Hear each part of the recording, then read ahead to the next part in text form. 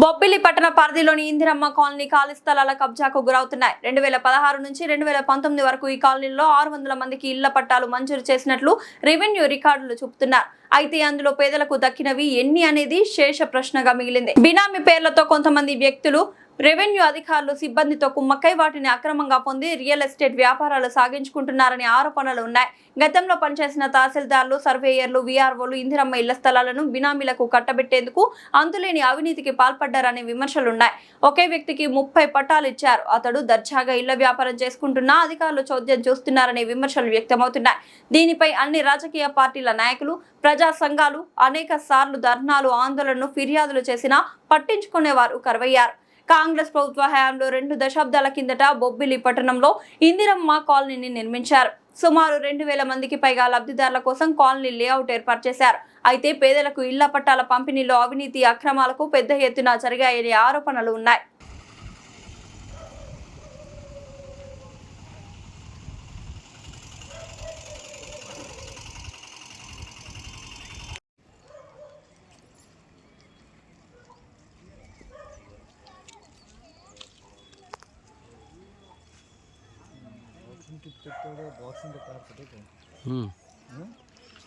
Boxing ఆడుతాడు.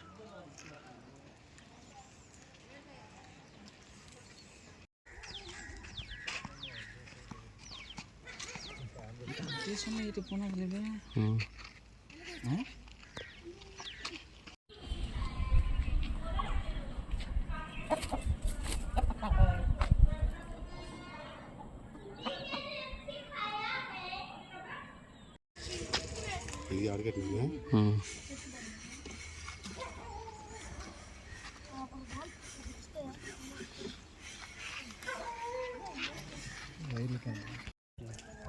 ఎక్కడెక్కడ ఏం జరిగేదండి?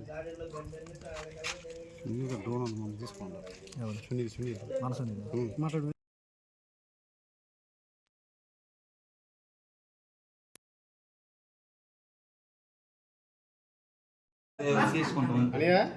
సరిపోదులే. అలాగేనండి, అంతే. అదే రమేష్ అతను కలిసి చేసి ఇచ్చారు సత్యం. చెప్పట్లేదు. నాకు 3 రోజులు చాలా తేడా చెప్పింది.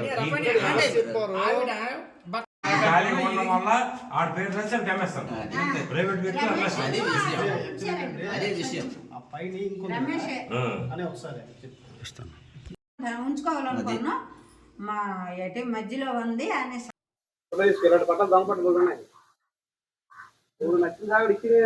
కార్యక్రమాలు చేశాను. ఏంటంటే సైడ్ ఉన్న అతను ఎత్తే వాళ్ళ అత్తగారి కార్యక్రమాలు అవుతున్నాయి అని అన్నాడు. అంటే నన్ను 70,000 రూపాయలు పట్టుకెళ్ళిపోయారు. మా వస్తువులు బ్యాంక్ లో పెట్టి ఇచ్చాము, ఈ రోజు స్థలము లేదు, వస్తువులు లేవు, మేము రోడ్డు మీద పడ్డాము, రమ్మనండి అని అన్నాను. ఆ అబ్బాయి చెప్తానండి అని అన్నాడు. గుర్తింపు కార్డు మరి అంతే ఫోటో ఆ 3 ఇమ్మలు ఒట్టుకెళ్ళి 10 రోజులు ఉంచినాడు. ఆ కాగితాలు మా గుంటలు కోంపడ్డారు. మనకొద్దు ఆ పొనది గట్ట అక్కర్లేదు, మన కాగితాలు మనకి ఇచ్చిమనంటే కాగితాలు ఇచ్చినాడు. ఎన్నాళ్ళు అడిగిన తర్వాత కాగితాలు ఇచ్చి ఎవరు ఆ రాంబాబు తెచ్చిచ్చాడు. మరి జిరాతలు తీసాడు నేదో మనకు తెలియదు. ఎక్కడ పునాది ఇస్తున్నాడమ్మా? ఈ పునాది అన్నాడు.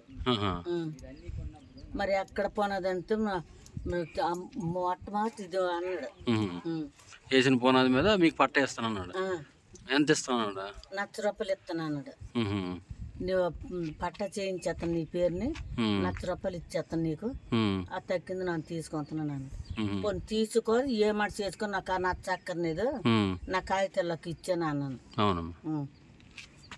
ఫేక్ పట్టా ఇందిరమ్మ కాలనీలో జరిగిన కబ్జాల మీద ఇలాంటి ఫేక్ పట్టాలు సృష్టించి చూడండి సరిగోండి. ఇది ఇంకుతో రాసినటువంటి ఎవరైతే కబ్జాదారులు ఉన్నారో వాళ్ళు తయారు చేసిన పట్ట. ఈ వెనకాల మాత్రం జెరాక్స్ అండి. ఇది ఎంఆర్ఐ గారిది ప్లస్ రెవెన్యూ డిపార్ట్మెంట్ సంబంధించిన ఫేక్ ఫోర్జరీ సంతకం ఇది. దీని మీద చర్యలు తీసుకోవాలని మా డిమాండ్.